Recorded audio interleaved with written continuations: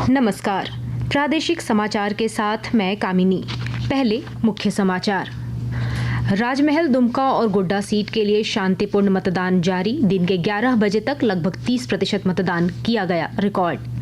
राज्य में आज 3 लोकसभा सीटों के लिए हो रहे चुनाव में निशिकांत दुबे, विजय हांसदा और सीता सोरेन समेत 52 उम्मीदवारों के राजनीतिक भाग्य का होगा फैसला। कांग्रेस के राष्ट्रीय अध्यक्ष मल्लिकार्जुन खड़गे की अध्यक्षता में इंडी गठबंधन की आज दिल्ली में बैठक। मुख्यमंत्री चंपाई सोरेन और झामुमो नेत्री कल्पना सोरेन करेंगी शिरकत। रांची रेल मंडल के सुइसा तिरुल्डी स्टेशन के बीच नंदनकानन एक्सप्रेस पर गिरा हाईटेंशन तार, 2 यात्री झुलसे। चांडिल मुरी रेलखंड पर ट्रेन परिचालन बाधित। और राज्य में पर्यटन को बढ़ावा देने के लिए सभी डैमों में एडवेंचर वाटर स्पोर्ट्स एक्टिविटीज की जल्द होगी शुरुआत। और अब समाचार विस्तार से। राजमहल, दुमका और गोड्डा सीट के लिए शांतिपूर्ण माहौल में सभी मतदान केंद्रों पर मतदान सुचारू रूप से जारी है। इन 3 सीटों के लिए दिन के 11 बजे तक 29.55% मतदान हो चुका है। राजमहल सीट के लिए 30.04, दुमका सीट के लिए 29.24 और गोड्डा सीट के लिए 29.39% वोटिंग हो चुकी है।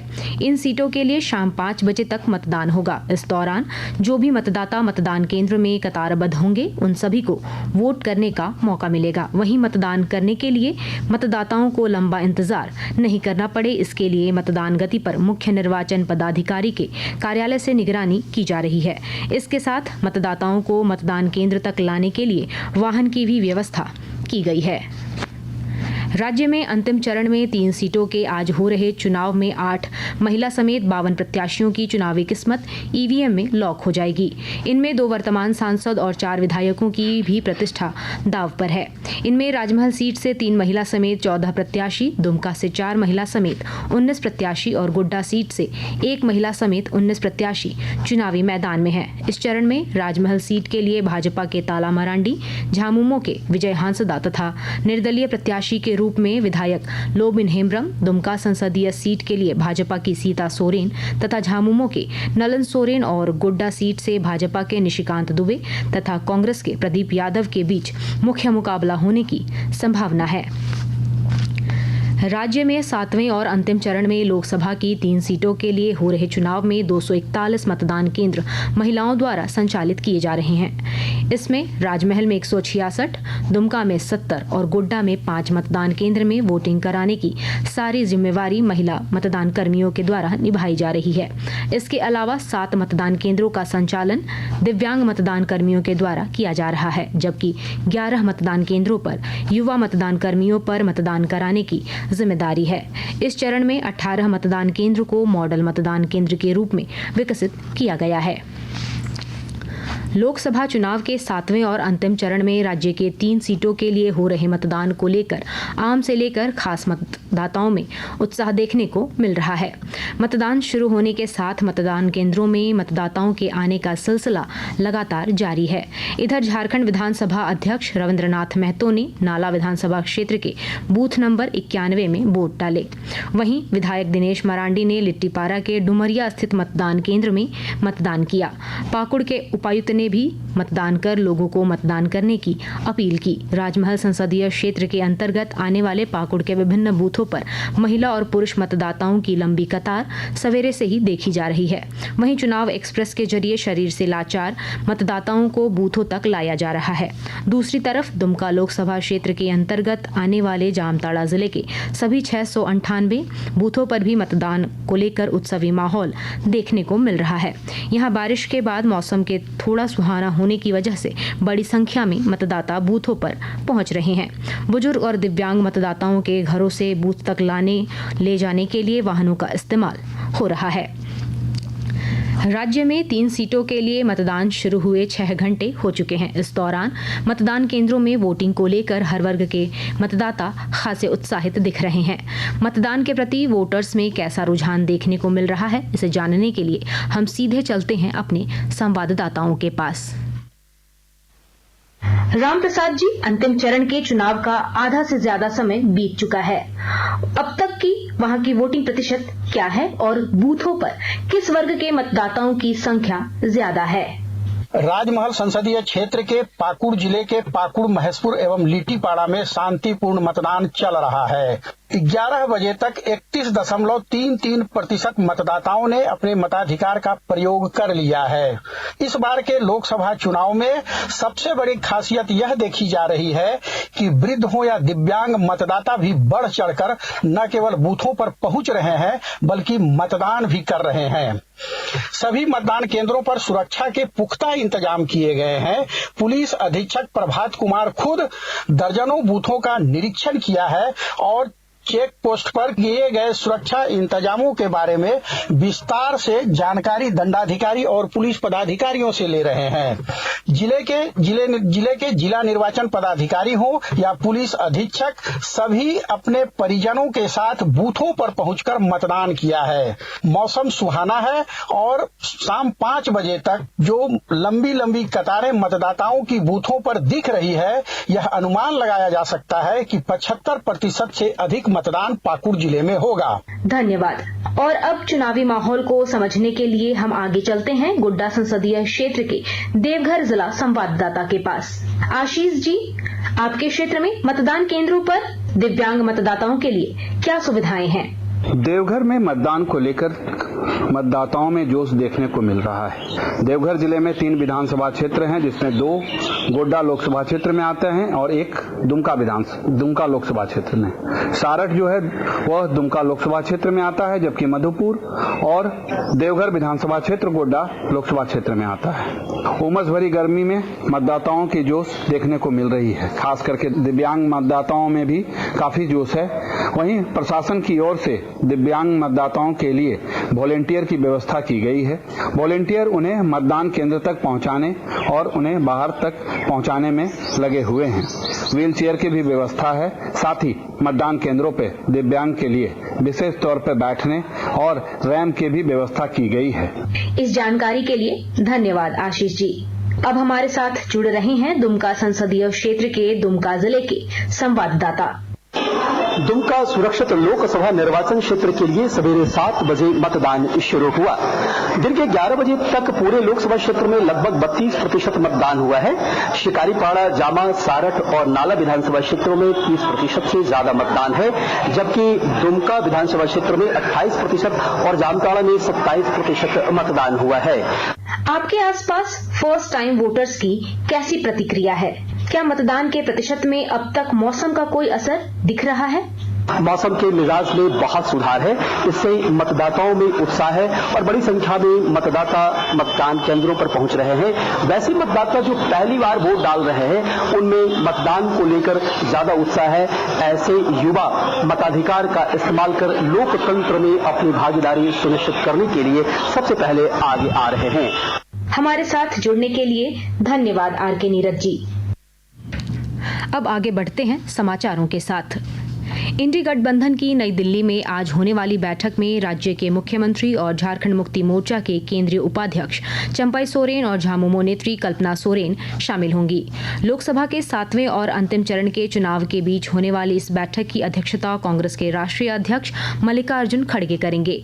इस मौके पर इंडी गठबंधन में शामिल कई राजनीतिक दलों के नेता मौजूद रहेंगे। बैठक में चुनाव और 4 जून को होने वाले मतदान से संबंधित विषयों पर विशेष रूप से विचार विमर्श होगा।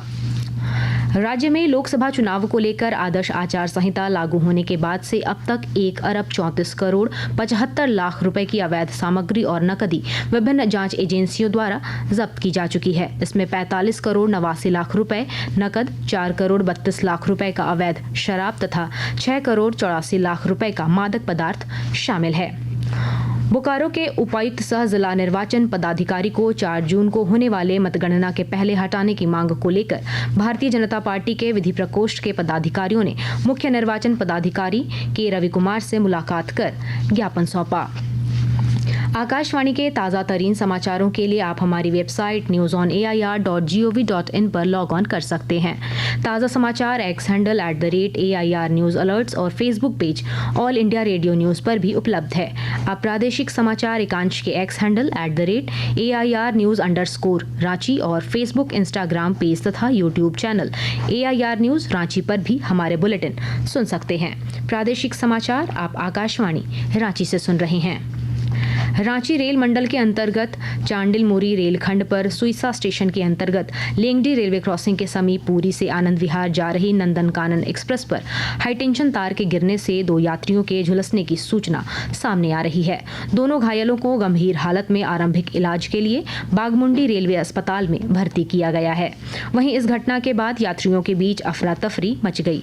इधर घटनास्थल पर रेलवे के वरीय पदाधिकारी पहुंच चुके हैं और रेस्क्यू कार्य शुरू कर दिया गया है। इधर इस घटना के बाद चांडिल मुरी रेल ट्रैक पर ट्रेनों का परिचालन बाधित है। राज्य के पुलिस महानिदेशक अजय कुमार सिंह 3 जून को रांची जिले में विधि व्यवस्था की समीक्षा करेंगे। रांची प्रक्षेत्र के पुलिस महानिरीक्षक, पुलिस उप महानिरीक्षक, जिले के वरीय पुलिस अधीक्षक, सिटी एसपी, ग्रामीण एसपी और सभी पुलिस उपाधीक्षकों के साथ होने वाली इस बैठक में पिछले 3 वर्षों के दौरान हुए बड़े आपराधिक वारदातों और उस पर हुई कार्रवाई की समीक्षा होगी।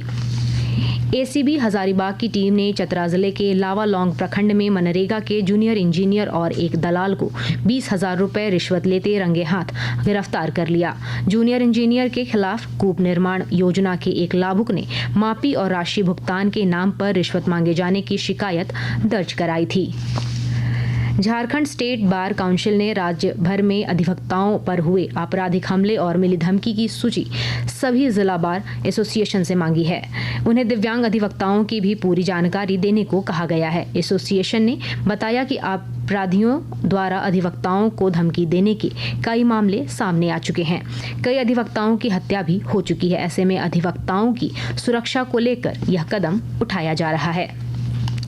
खूंटी जिले में बेहतर पैदावार के लिए टपक सिंचाई तकनीक का इस्तेमाल किसानों द्वारा किया जा रहा है। और ब्यौरे के साथ हमारे संवाददाता।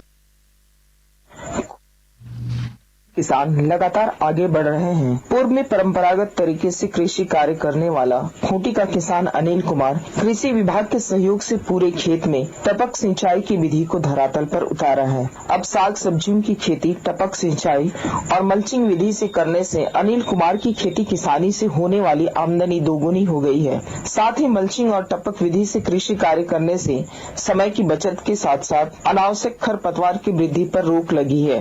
प्रत्येक पौधे में पानी और खाद समय टपक विधि से मिलने से प्रत्येक पौधे की उत्पादन क्षमता में वृद्धि हुई है और कीटों के प्रकोप भी कम हुए हैं। कृषि विभाग द्वारा मिले आधुनिक कृषि पद्धति का प्रशिक्षण अनिल कुमार की कृषि आमदनी को बढ़ाने में कारगर साबित हुई है। ज्योत्सना शीला, आकाशवाणी समाचार, खूंटी। झारखंड में आज 3 लोकसभा सीट के लिए हो रहे मतदान को लेकर आकाशवाणी रांची के प्रादेशिक समाचार एकांश के द्वारा जीवंत चुनावी परिचर्चा का आयोजन किया जाएगा, जिसका प्रसारण रात 8 बजे से 8:30 बजे तक होगा। राज्य सरकार ने पर्यटन को बढ़ावा देने के लिए सभी प्रमुख डैमों में एडवेंचर वाटर स्पोर्ट्स एक्टिविटीज शुरू करने का निर्णय लिया है। इसके तहत पहले चरण में जमशेदपुर के चांडिल, दुमका के मसानजोर, रांची के गेतलसूद, बोकारो के तेनूघाट, कोडरमा के तिलैया और धनबाद के मैथन डैम में kayaking, pedal boating, fishing, clip jumping और ड्रैगन बोट जैसे साहसिक खेलों का आयोजन किया जाएगा। और अब कुछ संक्षिप्त खबरें। टाटानगर हटिया एक्सप्रेस इस महीने की 5, 7 और 9 जून को अपने निर्धारित मार्ग चांडिल, कोटशिला, मूरी के बजाय चांडिल, गुंडा, बिहार, मूरी होकर चलेगी। खूंटी जिले में सेकंड हैंड बाइक शोरूम से 25 मई को 4 मोटरसाइकिल की चोरी मामले का पुलिस ने खुलासा कर दिया है। इस सिलसिले में 4 नाबालिग समेत 6 बाइक चोरों को गिरफ्तार कर लिया गया है। जमशेदपुर के JRD टाटा स्पोर्ट्स कॉम्प्लेक्स में 11 मई से चल रहे समर कैंप का रंगारंग समापन हो गया। टाटा स्टील की ओर से आयोजित 20 दिवसीय समर कैंप में लगभग 3,200 बच्चों ने हिस्सा लिया। अंत में मुख्य समाचार एक बार फिर। राजमहल, दुमका और गोड्डा सीट के लिए शांतिपूर्ण मतदान जारी। दिन के 11 बजे तक लगभग 30% मतदान किया गया रिकॉर्ड। राज्य में आज 3 लोकसभा सीटों के लिए हो रहे चुनाव में निशिकांत दुबे, विजय हांसदा और सीता सोरेन समेत 52 उम्मीदवारों के राजनीतिक भाग्य का होगा फैसला। कांग्रेस के राष्ट्रीय अध्यक्ष मल्लिकार्जुन खड़गे की अध्यक्षता में इंडी गठबंधन की आज दिल्ली में बैठक। मुख्यमंत्री चंपाई सोरेन और झामुमो नेत्री कल्पना सोरेन करेंगी शिरकत। रांची रेल मंडल के सुइसा तिरुल्डी स्टेशन के बीच नंदन कानन एक्सप्रेस पर गिरा हाईटेंशन तार, 2 यात्री झुलसे। चांडिल मुरी रेलखंड पर ट्रेन परिचालन बाधित। और राज्य में पर्यटन को बढ़ावा देने के लिए सभी डैमों में एडवेंचर वाटर स्पोर्ट्स एक्टिविटीज की जल्द होगी शुरुआत। इसके साथ ही आकाशवाणी रांची से प्रादेशिक समाचार का ये बुलेटिन समाप्त हुआ। नमस्कार।